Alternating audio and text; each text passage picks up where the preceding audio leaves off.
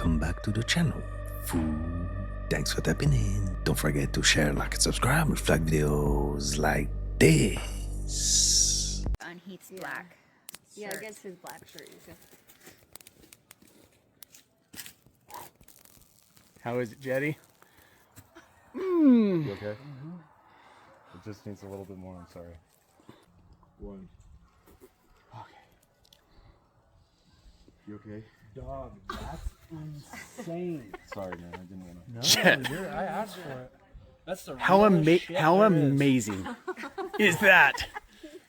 Sorry, dude. No, I didn't mean to hurt you. No, you're good, dude. Did you get it? That way I won't have to Did you get That that? is crazy. Was- I want to try it, but I'm nervous. How it? What was that? A transfer or was that a? Oh, right. A rider. What was that? Chris, what was that? A transfer to Jet? No, that's the realest. Oh, that's pure electricity. That is crazy. I dare you to feel that. That is so What intense. did y'all plug? What did y'all take this out of? We didn't do anything. I took it out of like a lamp.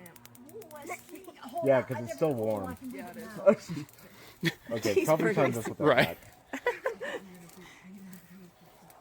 I've been stuck in the fucking Illuminati, bro, for a minute. And like I'm trying to get out. The only way out is by stabbing somebody or shooting somebody. I can't do it anymore, bro. Like I'm a puppet to them, bro. Like if they told me, all right, go to this Diddy party, I gotta go to Diddy party. I know. And like get in the ass. Like You know. I can't do that no more. Well, Bro. how do you know that?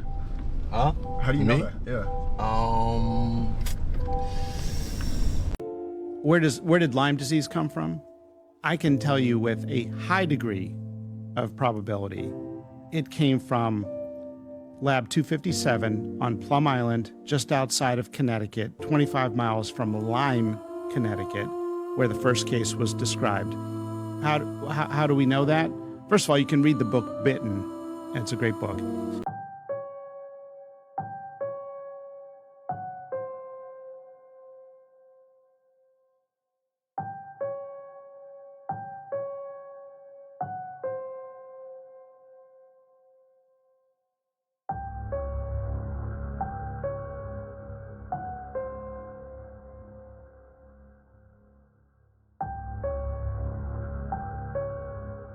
Where's a locksmith when you need one?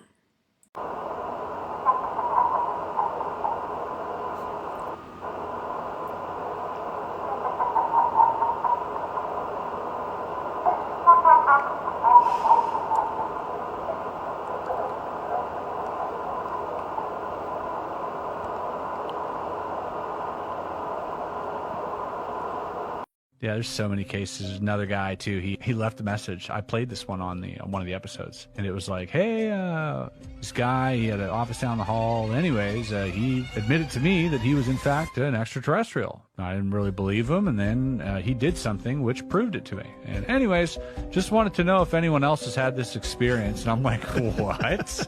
I had to call back. Yeah. Everybody in the comments were like, "Call that guy back." Yeah. So I called him back. He told me that, yeah, in fact, this guy working down the hall from him who was very intelligent. And so the guy that he met down the hall calls him one day and he goes, "Hey, could we talk?" You know, he's like, "I can't hang out tonight." He's like, "All right, well," he's like, "maybe I can just tell you over the phone." He goes, "Tell me what?" And he goes, "You know, I'm a hybrid. I'm an alien." And then he goes, "Let me show you." And he proceeded to, as he put it, put the mute button on his mind. He's like, I could still hear, but my mind was now muted. Like, I wouldn't have thought anything about it until it happened to me again from a girl I was dating who also admitted to me she was a hybrid. And she did the same thing. But she did not want me continuing my practice. And she said that if I don't stop, they're going to kill me. And then all sorts of things proceeded to happen. Cars running into the building, him getting a brain aneurysm and surviving, and her telling him that was an attempt. And like, so the most insane part is like, I'm like, "Well, what'd you do?" He's like, "Well, I shut my practices down." He's like, "I had to." And I'm like, "Well, what do you do for money?" And he goes, "Oh, they said they'd take care of me." I go, "What?" "Yeah, they're paying my bills, and then they also give me tips on investments." And he's like, "I'm good now." Holy Jesus. What is that? What the is that?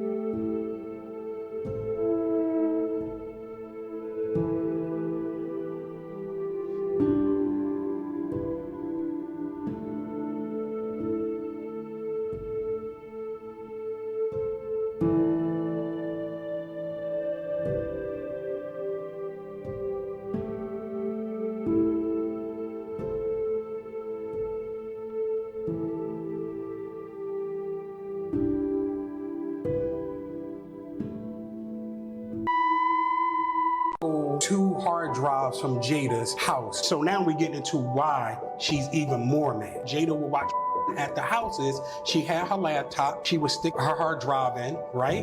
Boom, and hook it up to the TV. And she could play whatever video she watching. So I'm seeing videos of her and Will and a bunch of other, some celebrities, everything. Because remember, the last interview I told you, if you don't sue me, I'm gonna let people know who you've been hitting with them dildos. And I said, if you don't sue, I'm gonna sue. So I told you, being Muslim, whatever I say I'm gonna do, that's what I'm gonna do, period. And I gotta have evidence. So she's sitting down here watching, playing with herself, high as a kite, right? Not caring who's in the house, whether kids watching, nothing. She's in her own world. So that's how I was able to see the tapes. I saw them, and I saw some things that were unreal, and I saw celebrities on the tape. Ooh. I'm under penalty of perjury. If anything in here is a lie, my ass going to jail, period. There's no if, there's no ends, there's no buts. You know what you and Diddy was doing together in your younger years. All that's coming out. Who else did you see allegedly on the tapes? Tyrese with Will and Jada. Then the one with Charlie Mack and Will. Jada's not on it, but you can hear her say, make him spit up, period. So when these tapes come out, people will know I'm telling the absolute truth. Allegedly. So it's time for everybody that got a credible story, I should say, to start the process. Look at this right here. Read this right here. I'm gonna say this. One thing they didn't want to do was get this lady upset. Once she started going down CK rabbit hole, she just started coming out. She started saying things, and people started saying things about her.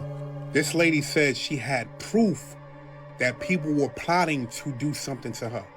She showed this proof. Still, nobody has addressed it. Now she dropped some information like this. And again, I need you to read this information, because her saying this right here, it might sound crazy to a lot of people. But if you remember a couple of months earlier, they said, and this is for entertainment purposes only, that certain sleeper cells will be activated all over the United States of America. And now this woman is saying that she has this information right there. That don't sound too good. Think about the that just happened in DC. And even though that seems crazy, I just need you to think about it. Go down on rabbit holes, because none of this shit is adding up, but everything that she's saying is making sense. She better be safe out here, man, because they want her, and they're going to try and make an example out of her. I'm out. The House Oversight Committee has officially informed Bill and Hillary Clinton's attorney that they must appear for depositions on December 17th and 18th in Washington. The committee approved the subpoena on a bipartisan basis back in July, and now Chairman James Comer says no more negotiating terms. The time has come for the former first couple to tell Congress what they know about Jeffrey Epstein. So the bill to release the Epstein files that was signed by President Trump this week is just one part of Congress's multifaceted investigation into Jeffrey Epstein and his sex trafficking ring. In July, the House Oversight Committee sent subpoenas to multiple former government officials from both Democratic and Republican administrations, demanding they be deposed under oath. The Clintons received the subpoenas and tried to negotiate. They said they can provide written answers to questions. But committee chairman James Comer officially informed them Friday morning that won't cut it. In a letter sent to Clinton attorney David Kendall, Chairman Comer wrote, "Your suggestion that your client's testimony would not be relevant to the stated purposes of the committee's investigation because the events in question took place outside of the Clintons' respective official duties misses the committee's point. It is precisely the fact President Clinton and Secretary Clinton each maintain relationships with Mr. Epstein and Ms. Maxwell in their personal capacities as private citizens that is of interest to the committee." If the Clintons do show up on the 17th and 18th, they will likely answer questions in private, and the committee will release a video of certain answers. Congresswoman Anna Paulina Luna wrote on X, "If the Clintons defy their subpoenas, there's only one thing to do: jail time." That may not be an empty threat. Democrats subpoenaed former Trump administration officials Steve Bannon and Peter Navarro during the January 6th investigation, When they refused to comply, Democrats sent criminal referrals to President Biden's Department of Justice, which secured convictions that led to prison time. That's very peculiar timing, right?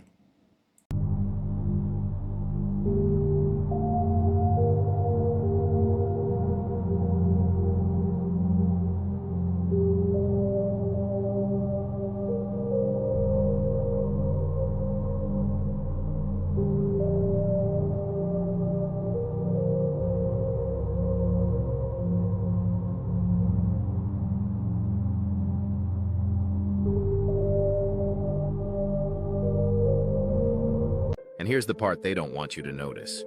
When you put the ruins of the Tower of Babel next to the internal layout of a modern quantum supercomputer, the shapes line up almost perfectly. Ancient texts say Babel was built to reach the heavens, but what if that meant reaching into dimensions, the same way quantum processors tap into states we can't see? Some researchers whisper that the tower wasn't destroyed for pride. It was shut down because humanity got too close to cracking the cosmic code. Now, thousands of years later, governments are rebuilding the same design in silicon and superconductors, trying to reopen whatever Babel accessed. And every time a quantum computer glitches, they say that's the echo of a language humanity once spoke, before the world was scrambled on purpose. Did you hear Mr. Beast announced he's partnered now with the Rockefeller Foundation? And we got to talk about this for a second because, dude, you don't get on YouTube's trending tab every single day without making a deal, without making a serious deal. It's not random. Yes, you can grow a YouTube channel, of course you can. But to get to that level of viewership, something needs to be signed.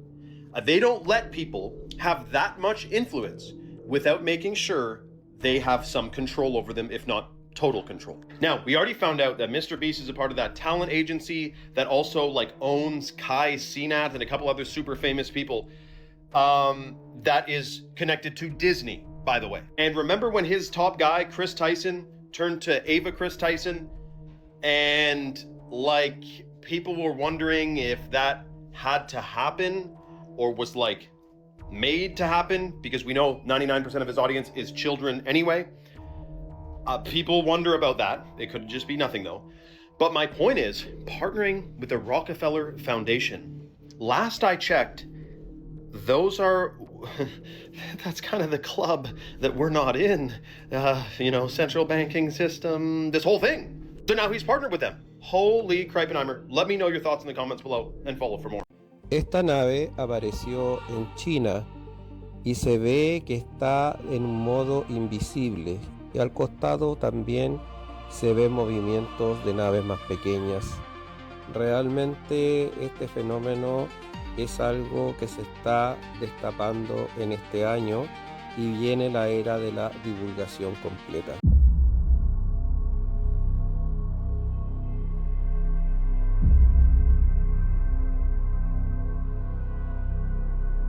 The Maltese are hiding something there, but I can't prove it. The devil has these entities that he sent from his demonic kingdom to come onto the earth and partner with some of the governments on the earth. And there's an exchange technology for allowing these beings to abduct and to study. Listen, they lied to you.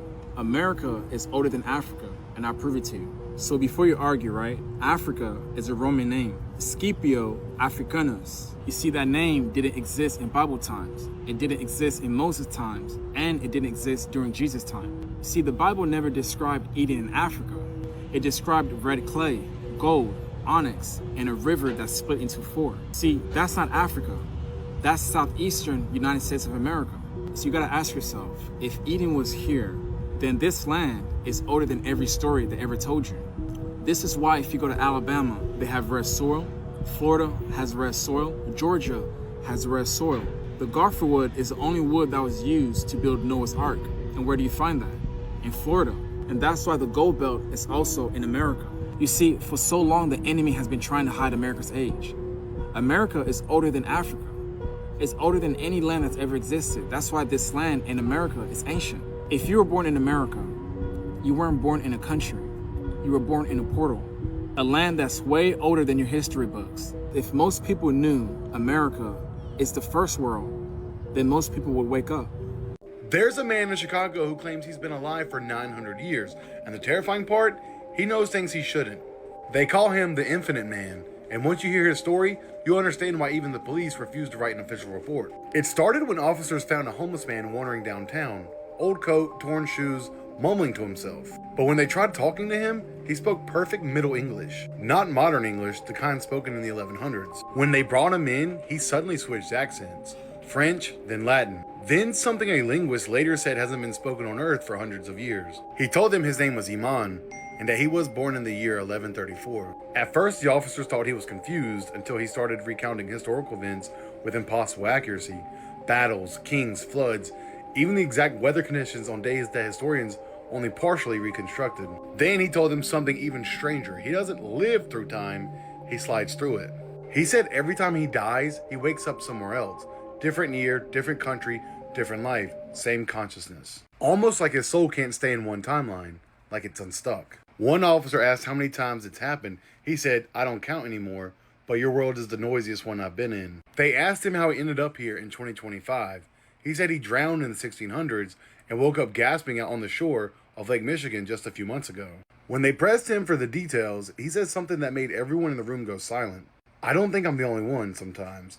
I see people who recognize me from lives I don't remember." And before they could question him further, he vanished. Not escaped, not ran, just gone. One minute he was sitting in the chair, the next the room was empty. Security cameras glitched for exactly 7 seconds. No explanation, no trace. But the officers who interviewed him all described the same feeling, that the moment he disappeared, something in the room felt colder, like a part of history got erased right in front of them. If the Infinite Man was telling the truth, where is he now? And how many lifetimes has he lived since the last time someone saw him? Stay weird. They're building bunkers to survive this event. I believe wholeheartedly, yes. And I think, we got to look at the evidence of, is there evidence currently that billionaires are building bunkers? Yes. Oh, yes. If they could get out, out of here some other way, they wouldn't need to build the bunkers. So they're building bunkers to survive this event. I believe wholeheartedly, yes. And if we look, I think that comparative mythology and oral history, and especially of the natives and indigenous tribes, are the best thing we can look at. If we look at the Dogon from Africa, all of their symbols encode this event, right? And if we look at the Hopi from the Southwest United States, I'm in Arizona. That's just kind of their area, the Four Corners. And they talked about this event where strange clouds during the day, moving stars at night, and wingless shields. To me, that sounds like sentient plasma or some kind of cloaked ships that we maybe don't even understand, right? The tales are that the Hopi that were pure of heart got led underground by these ant people, and they were, helped them survive this fiery cataclysm on the earth. And then, their whole emergent story is that they came from underground. So it all seems to fit, with what's going on with the elite bunkers and what the Hopi told us about the past. Why don't they just leave Earth instead of building bunkers? Can we even leave? This guy, Peter Layden, is a longtime tech expert and thought leader on the future, predicting technology of like the advancement and stuff. He believes within the years 2025 to 2050, at one point, we will have a global governance. Oh boy.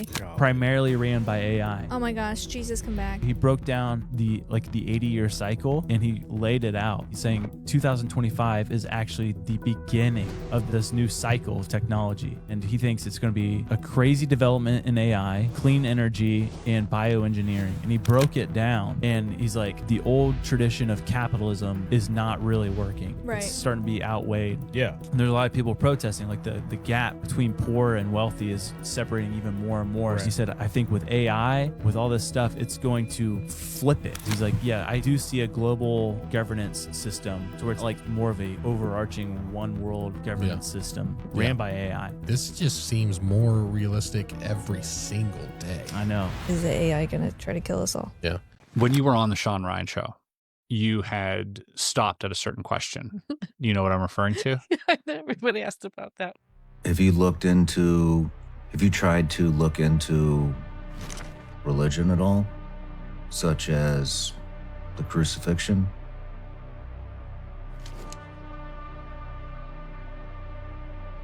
You have? Do you not want to talk about that?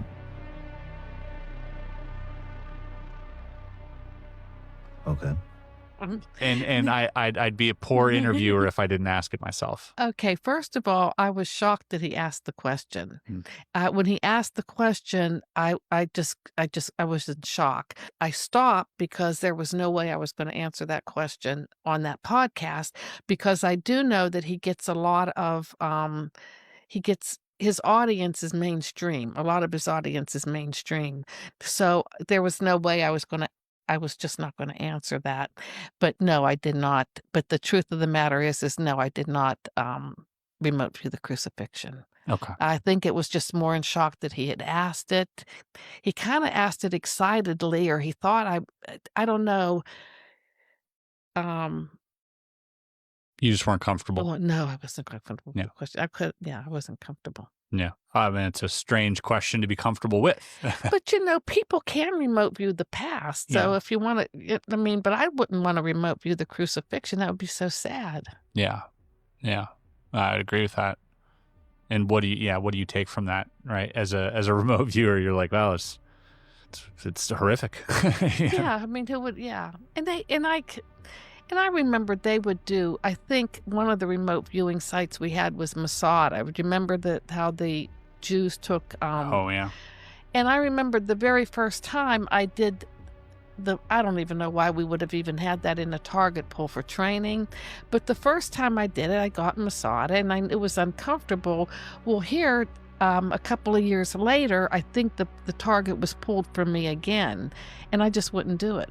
But it just something came over me. Something came over me. It blocked me, and it was like, I'm not doing this again because it was so uncomfortable. Yeah. So I decided not to do it. Uncomfortable in the sense that, like, emotionally, you were just like, yeah, those Jews were poisoning themselves to kill themselves. And so the second time, I did not know it was the Masada site, but I knew something came up. It was something stopped me and said, "Don't do it." Okay. Yeah, and you got to listen to that. Yeah. And I couldn't. I said, I'm not doing it. And it was really dark, and none of it was her fault. When you're that big, you have such a team behind you, and you're just going with the fucking flow. No say so. Like, literally. Who knows? Yeah, No right. idea. We never know. But a lot of them chose horrible deals. People call it selling their soul. I've always kept my soul. Yeah. And I've been offered a lot. I'm looking you in your eyes. You seem to have a I'm soul still here. Yeah. Ding, ding, ding. It all cracks. Yeah. He turns into a reptilian right now. Oh my God. They wanted me to go full reptile. I didn't want to. Really? Yeah. How does that even work? How does somebody come to you and say, hey, I want you to be a reptilian? They see the potential that you can do to shift the culture. Right. And I chose to shift it myself. So people actually will come to you and say, hey, I want you to be a reptilian. What does that entail? It's more like, it's basically like selling your soul. It's such a tricky. Now, don't that look like a face right there? Let me get a little closer. I be looking out my window and I'm like, wait a minute. Because I know that thing didn't move, and this can't be. That's just a branch, or whatever that is. But it looks just like a face. Am I right, y'all? Tell me that's not a demonic face with horns. Well, let me tell you what's going to happen on December 19th. There is such a geomatic storm going to happen between the sun solar flares and the weather machines that are going on, and we are going to have a deep freeze across America. For 7 days and 7 nights, we're going to have snow bigger than flakes the size of your hand. People are just going to freak out and probably will lose about 50% of the population. Most people are not going to have to survive because they're going to freeze to death, and the other half are pretty much going to turn on each other. So if you wanted a civil war, what an easy way to come about. This is going to happen 7 days, so 7 days from the 19th is Christmas. I feel that this is proof that our lives are nothing but a script. Listen to this and think about what's going on right now. Raiden, are you having fun playing with the new AI toys? Well, yeah, I am. You can make pictures of cute anime girls and... Enjoy it while it lasts, Raiden. What do you mean? Did you really think that civilians would be granted unrestricted access to such powerful military weapons forever? Military weapons? Are you implying that this technology was created by the government? Of course it was. This AI technology has been used by the intelligence agencies to warp the public's perception of reality for years. All in the name of national security, of course. But why would they suddenly make the tech public and let everyone start using it? Why would we indeed, Raiden? What? What in the hell are you? Your question is irrelevant. By creating a new problem, we can cultivate a desired reaction to it in order to manufacture consent for our preferred solutions. In short, it's justification for a war. A war? On who or what? This game came out years and years ago. By arming the public with these AI weapons, everyone becomes a potential enemy combatant. Then we will have justification for unprecedented security measures. It all comes down to confusion and identity, Raiden. Identity? Identity. This AI technology is Pandora's box. Pretty soon the internet will be mired in total illusion. Perfect AI speech, audio, and video synthesis will drown out reality. Then AI bots will flood social media. No one will be able to tell the difference between interacting with an AI machine or a real human online. Even telephone calls will become totally untrustworthy. That is when we will present our solution. Mandatory digital identity verification for all humans at all times. There it is. The only way to ensure that you're dealing with a real flesh and blood human being and not an AI-generated mirage. But why? Total information control. For too long, the internet has acted as a double-edged sword. Its potential for anonymous user activity allows anyone at all to spread any thoughts, ideas, or information patterns that they please with impunity. State secrets, dangerous ideas, ludicrous conspiracy theories, misinformation, and disinformation. Until now, there has been no easy solution to this problem. Our digital identity platform will finally put an end to anonymity online. It will allow us to trace misinformation and other dangerous communications to its source and exact appropriate justice. That's crap! I won't go along with it, and others will resist. You won't have a choice, Raiden. Do you think your bank is willing to risk doing business with an artificial human instead of a real one? Our digital identity platform will be required not only to access web services, but to pay for your internet connection in the first place. You can't just censor the entire internet because of a new software technology.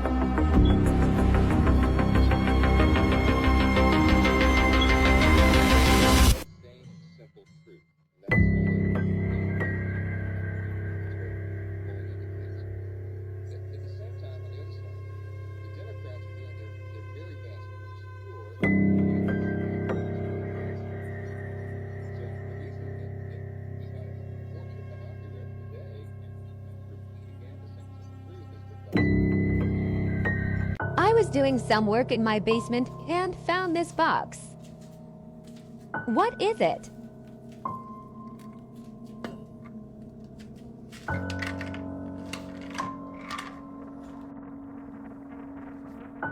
Should I open it? That's a debug box. Don't open it. Is there a form of mass that's not electromagnetically detectable? Dark matter? Could it be that the data inside a hard drive is this kind of matter that's not electromagnetically observable? If you could weigh a hard drive before and after there's data on it, you would find that after you recorded data on it, there would be a slight increase in mass. The total amount of mass represented by all the data in the world today is 1 kilogram. But here's the thing. The rate of data increase in the world is so exponential. In 340 years, we will have a moon's worth of mass on the surface of the Earth at our largest data centers. If you were to put a moon's worth of mass on the surface of the Earth at Silicon Valley and data centers in China, it would be a geophysical catastrophe. You know, you'd have massive earthquakes, you'd have massive volcanic eruptions, tsunamis, because see, the oceans would be pulled toward the data centers. Yeah, so how do you square that circle? How does that work? It means we're headed for an information catastrophe. Solomon's temple. There's a story within the Talmud, and it talks about Solomon used this ancient technology to build a temple called the Shamir. This is weird. Preface, the Talmud is not recognized within Christianity, historians too. But this Shamir, some speculate it's a worm. It is this green ray, a living creature whose gaze carves rock. Whoa! The Talmud talks about the story that God basically told Solomon, you're not allowed to use iron tools on the temple because these iron tools are also used in warfare. Yeah. This is Talmud, not the scripture. And then he was told the Shamir was given to Ashmadiah, the king of demons. Medea? Tyler Perry? Or Ashmadiah, I think. Solomon's best warriors forced him to say where the Shamir is. Wow. And that's when they used the Shamir to build the temple. Seems worse than iron. And this is where it gets crazy. They believe that the Shamir was created before Adam and Eve. So it was a tool being used by these demonic creatures. Yeah, and Got we've it. talked about before all these ancient ruins, like in Peru and stuff. These rocks fit perfectly. Nothing could contain this Shamir except a lead box because it's the only thing that can contain radioactive material. Weird. And then after the temple was built, somehow the Shamir just disappeared. Well, it's still out there. Did you know this was taken out of our history books? Story about George Washington, the bulletproof president? Yeah. You know, George Washington was a courier for General Braddock, one of the English generals during the French and Indian War. All of the couriers were killed. And Washington had 2 horses shot from beneath him, and he had 4 bullet holes in his jacket, but no flesh wounds. He had bullet fragments in his hair, no flesh wounds. Many years later, he still hadn't become president yet, but he was back in the area, and one of the Indian chiefs who had been involved was elderly at that point, near death. He said to his braves, "Take me to see this man. I must see him before I die." And when they brought him in the presence of Washington, he said, "Sir, I'm an expert marksman, and I shot you 17 times. And my men shot you, and pretty soon I told them to stop wasting their bullets. And I just wanted to meet the man who was protected by the great presence of love." That story used to be in all of our history books until it became politically incorrect. Why was it politically incorrect? God. George Washington wrote a letter in 1755 claiming these things himself, so that's a primary source. I wonder why they don't want that story shared. You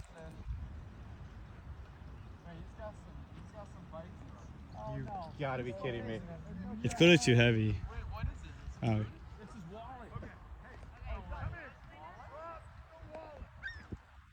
No, don't go over. I feel like if he just left it sit. No, dude. Oh! Oh my god! If you're playing at Pebble Beach, you can afford a new wallet. I'm showing the company. Let me watch me open this one. Okay? Yeah, make a video. You hear the juice too. Make a video, because I'm sure opening to that ocean spray shit. They gonna pay me.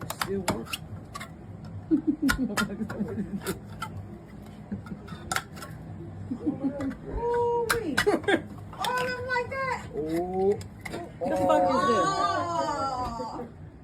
Which one is these?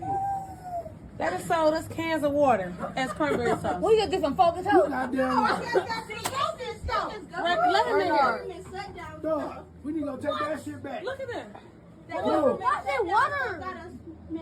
Y'all remember Tom Holland's humiliation ritual? He dressed up like a woman, he dressed up like a maid, and was performing Rihanna's Umbrella song. While it was very funny for a lot of people, this was his humiliation ritual. Y'all think you get to be Spider-Man, the best Spider-Man we've ever seen, without some type of sacrifice? Satan always comes to collect. Okay, that's just how it is in Hollywood. And typically he collects by having them do some type of humiliation ritual. For men, most of the time, it's something very feminine or something very emasculating, something to take away from their masculinity. Now, I don't have nothing against Tom Holland, but what's on the wall is on the wall. You can look around and you can see with every celebrity that when they don't comply, guess what? The contract runs out, they either get or you never see them in anything else again. So they have to pay up. Don't think it's all fun and games when people get that high up in the world and get that famous and get all that money. It always comes with some type of consequence or ritual. In the end, you always have to pay Satan back. I know a lot of you are gonna be like, oh no, you're reaching, it was funny, it was this, it was that. I want you to look around. I also want you to look around the industry and see how many men have came out and said that they want the men to wear dresses and dress up like women and be very feminine and all these for a humiliation ritual. Go and do your own research for yourself. The reason why I'm bringing this up is because I just saw it again recently on Facebook and I'm just like, dude, that was his humiliation ritual. That's the reason why, you know, eventually he had to come up and pay. He's the biggest Spider-Man in the world, guys.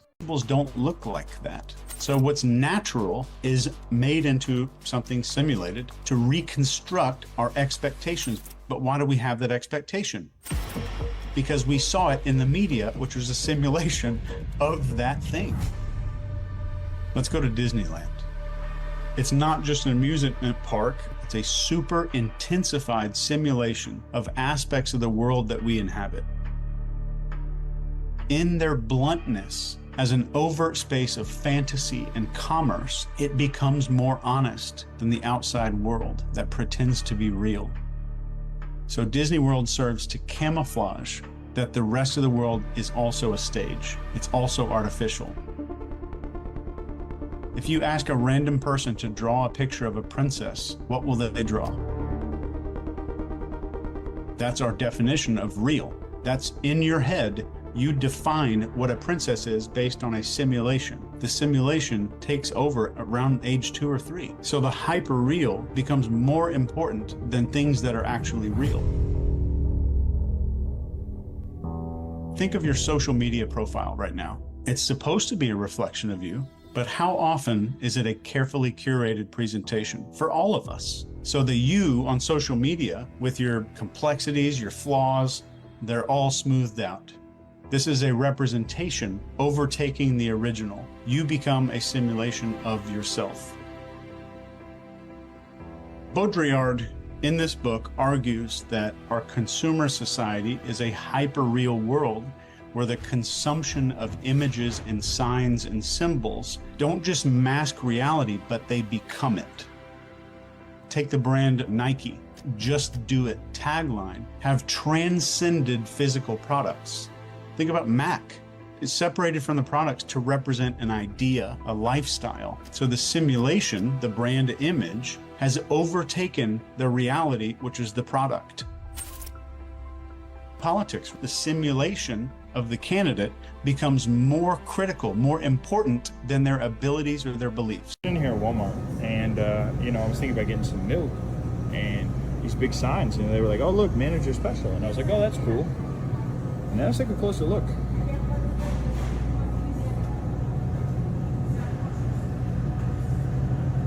The manager was so kind to us this week that he gave us a whole penny off milk. A whole penny.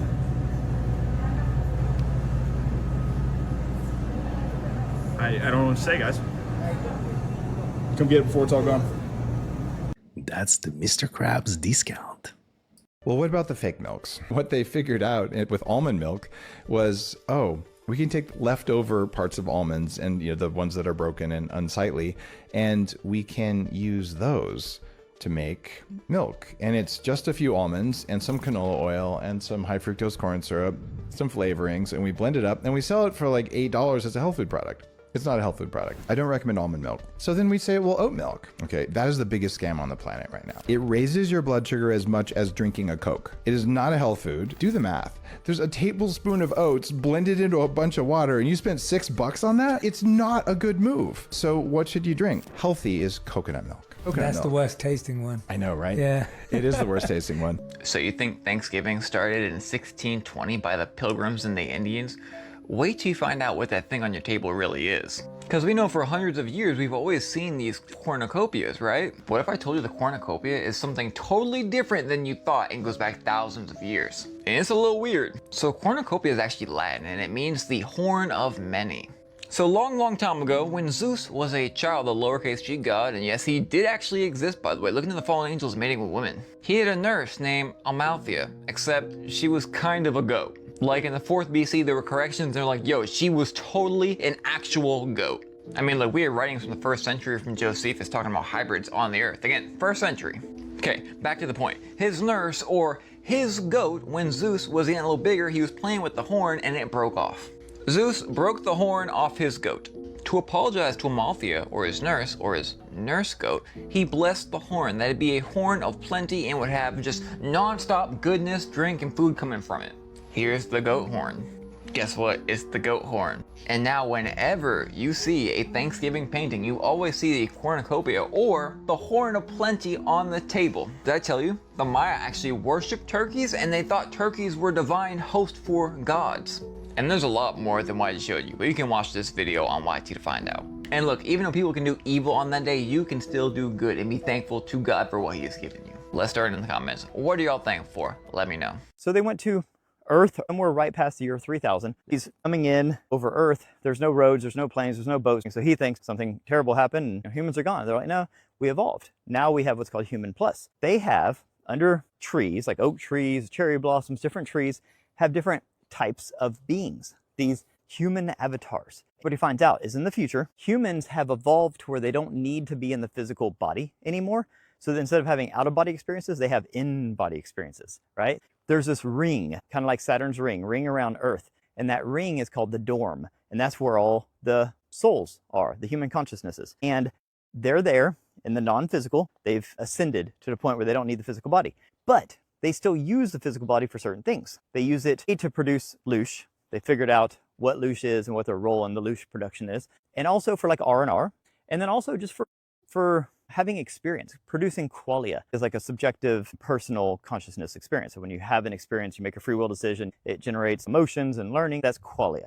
And that's how we develop at a consciousness level. Okay, so they come in as souls, as consciousnesses, and they'll come down and they'll just kind of go into a body. And the same way that we would like rent a car, I don't know, I want to rent a Lamborghini this weekend and cruise around and have some fun. They would do that with the bodies. And when they describe these bodies, they always describe them as being in like tip-top shape. I'm very lean, youthful, vibrant, healthy, muscular. I bring this every country I go to, everywhere I go. So this thing basically detects if there's anything listening or gathering information on you. Just think of it as a way to determine if your phone's being tracked. See that green line at the top there? Yeah.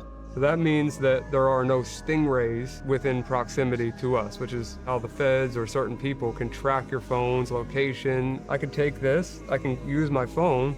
Oh, actually, what the heck? I actually have a warning here. Are you serious? I'm dead serious. Look at this. There's a red warning. Seriously, I didn't set this up. I really didn't. I swear to God. Well, how do you know what it is? I'll download it and try to see, but it just lets me know that there's a device within proximity. That's my first time ever seeing a warning.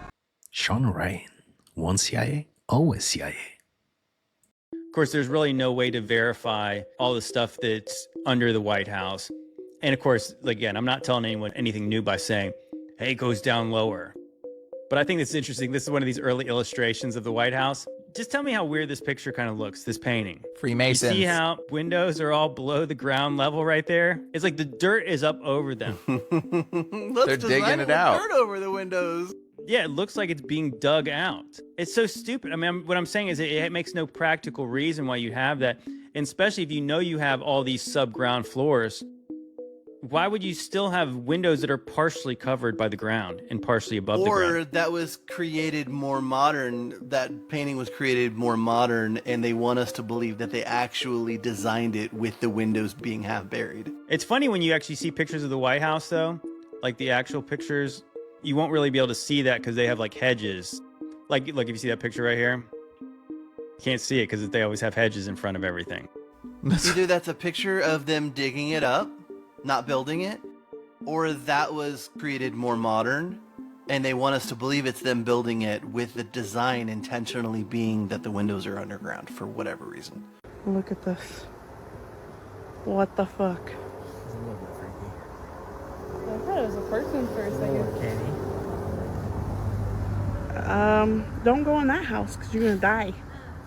All right, let me give you the latest on Christian news and what is happening in the world today. China just signed a $37 million deal to deploy industrial-grade humanoid robots at real border crossings. And these aren't just demo robots. These are the Walker S2 humanoids. They are built for 24/7 operation with automatic battery swapping. That's right, they can take their own battery pack out, swap it out with zero downtime. Their job is for crowd control, inspections, logistics, guiding travelers, surveillance, and government level enforcement. This is only one of many rollouts because China is expanding on what they call embodied AI across factories, public places, and even security. These robots don't tire, they don't question orders, and they do not have a conscience. Experts are even warning that this is the foundation of an AI-run enforcement system to replace human oversight. I want to give you relevant Christian news, not to scare you or put fear in you, but to warn you and to give an awareness of what is happening in the world today. If you feel the same way, please share this so the world can be informed of what is truly happening. Bro, if this thing comes over here, I'm gonna be pissed. Oh my god. What the fuck? What you finna do about it now? Go the other way. All right, show the Bill Gates one. This is a good one too.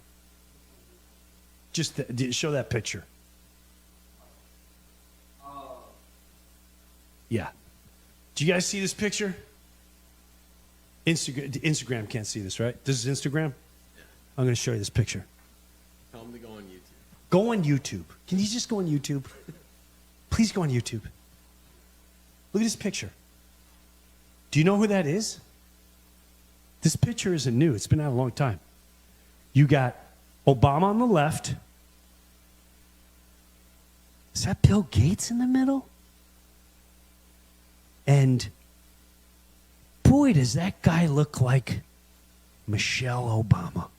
Now, again, this is just conspiracy kooky talk, but it's a little weird. A little weird. Now, yeah, go on YouTube if you want to see the actual thing. Now, and I'm all in. You've seen the dancing videos? Do yourself a favor. Go look up Michelle Obama dancing on Ellen's show.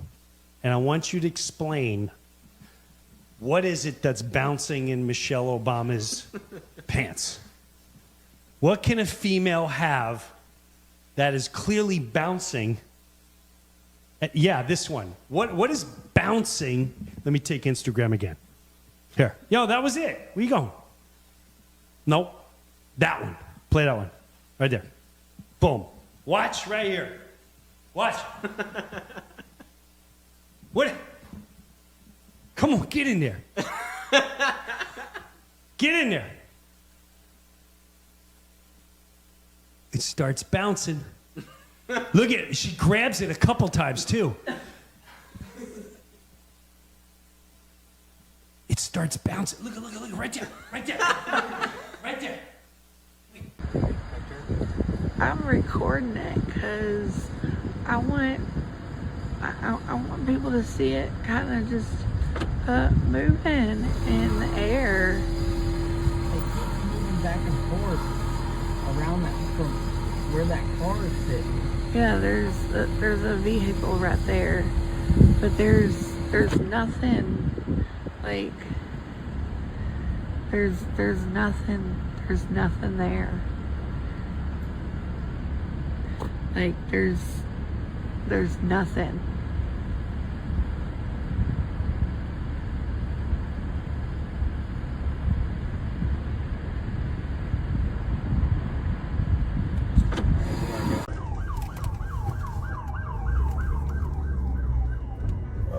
Man, Buzz. That's them behind us? Yeah. You're a friend of mine. I'm a friend of yours, boss. I'm supposed to be going to work. You getting me pulled over by police, bro. Close your window. I ain't closing my motherfucking window. I got a warrant, nigga. You getting me by police, man. You see me pulling you over? Give me your license and registration right now. Soon. No, give me your license and registration. Soon, I said soon. What happened? Put the vehicle in Let me park. get out.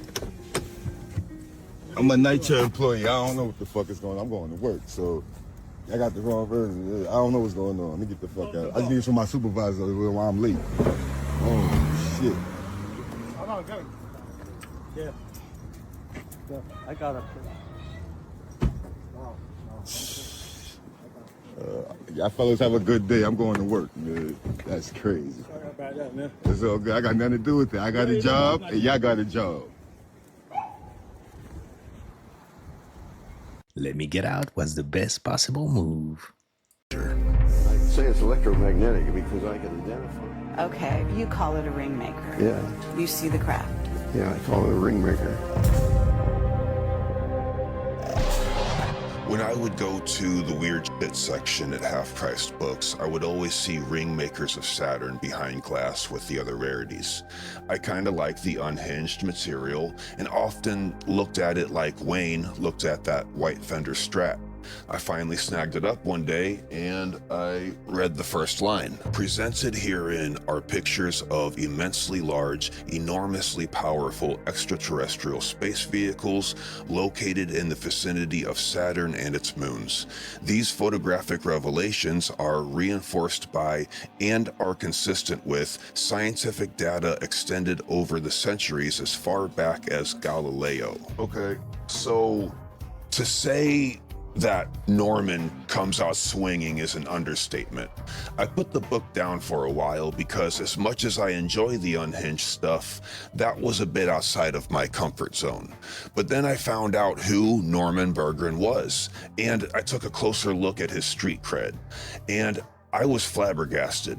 It turns out this guy is not a theorist at all, in any way, shape, or form, but instead a highly respected scientist and inventor. Of course, I then started to wonder if our community's favorite abstract ancient texts like the Book of Enoch and the Vaminika Sastra might be better read like a sci-fi without the fi.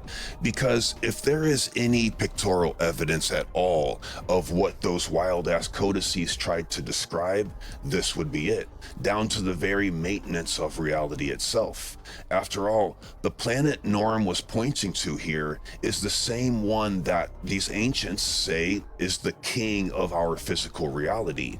Norm himself didn't bother with that esoteric stuff, so right off the bat we have a coincidence to address. Now, it will be impossible for me to show you this evidence without first listing his accomplishments and resume, without which we would have no video outside of an honorable mention of a man who died before his life's work could be recognized. I'll try to make this quick. Norm is not the host of a show on Gaia. Look at his bow tie. He is obviously everyone's grandpa. But even more intriguing, he graduated from Cornell in 1943 and went on to the Navy, where he climbed the ladder faster than a cat with a dog behind it. In only 18 months, he was chief specialist in thermodynamic engineering at Douglas Aircraft. He went on to become a research scientist at NACA Ames Laboratory. Note, this was before the existence of NASA. He helped form Ames in its conception. In fact, everywhere he went, he started some kind of scientific institution. By the time he was 25, he was top of his field and literally set up the first aeronautics industry in America, the foundation of which today's innovations in the field are quite literally built upon. He was then chairman and regional director of the American Institute of Aeronautics and Astronautics. He was the national director of the National Society of Professional Engineers, and he was also the Space and Defense Counsel for the Presidential Task Force.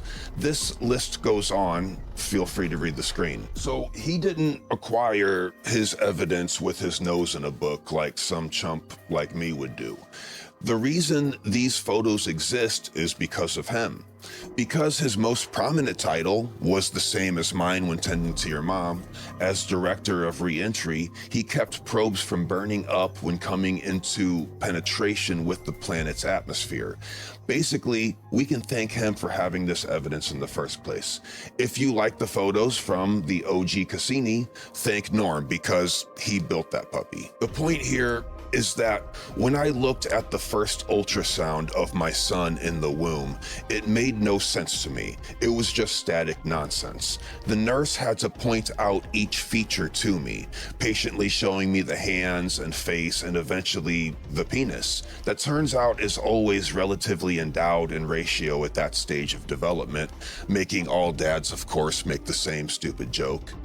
I couldn't see my son in the ultrasound until the nurse pointed him out because that is her field of expertise. It's her field of expertise because she studies, sees, and points those things out every day. And our nurse, like most nurses, was far more experienced and intelligent than the actual doctor. So when Norman shows us a picture like this and this, we will only be able to see what is there after he runs us through it. The same way that your guitarist friend has to explain why Wes Borland is the greatest unsung hero of guitar riffs, while the rest of the party, without an untrained ear, pretends to not love Limp Bizkit until that fifth Bahama Mama starts to slap. I'll do my best to show you what Norm wanted us to see. Let's take a little tour. It was my first clue that there was something in space that was different. Okay? I was handed one day a set of data. The guy that gave it to me said, nobody else around here has ever been able to get anything out of these data, and if anybody can, you can. We have already talked about the ancient occult understandings of Saturn as the outer skin of our reality. But in the 17th century, Galileo and friends began looking at it. You know, the invention of the telescope and all that. As telescopes got better and better, one might assume that some questions would be answered. Nope. Looking at this thing is quite different than looking at any other planets in our hood. Among many anomalies, the rings would change sizes and shape from one viewing to another. Thickness and diameter would be completely different from 1 week to the next. The most eye-catching changes being drastic shifts in the placement of the ring's gaps. And let's keep this gap thing in mind for later. In the 18th century, it was noted by multiple astronomers that the rings would sometimes cast a shadow, meaning that they had a robust girth. And the next week, but same circumstances, would not cast a shadow, meaning that they were very thin. These anomalies were accompanied by so-called luminous points that, unlike moons, would move on their own accord, changing in direction and speed like we see ball lightning do on Earth. Of course, this was all blamed on crude telescope quality until the 19th century, when the same anomalies, even the luminous points, persisted. There are too many to list, so let's go with Norm's favorite example. The now famous observations of a light source came on February 9th, 1917. Two astronomers, Maurice Ainslie and John Knight, observed the source independently. During the observations, when the luminous point was in plain view, the light therefrom appeared to be elongated. There was a strange aspect about the traversal itself, seeming to move through the ring plane without difficulty. The luminous point appeared to devour material ahead as it proceeded. Keep in mind that this elongated shape and it devouring material in front of it is a mainstream observation. We haven't gotten to the weird shit yet. Eventually, we finally got the tech to just send a probe up there and get a better look. Keep in mind, this was before NASA realized they could just fake these expeditions in order to line their own personal pockets with our tax dollars. But many older photos from Voyager 1 can actually be corroborated with civilian telescopes, despite a vast difference in clarity. But again, a satellite telescope flyby only created more confusion. Scientists don't know of any other storm like this to exist anywhere in the universe. Saturn's hexagons are a demonstration of the wonders of our universe is capable of. But it's not the only intriguing feature the planet has to offer. When looking through Voyager's data, scientists noticed something odd. Mysterious spokes across the planet's rings.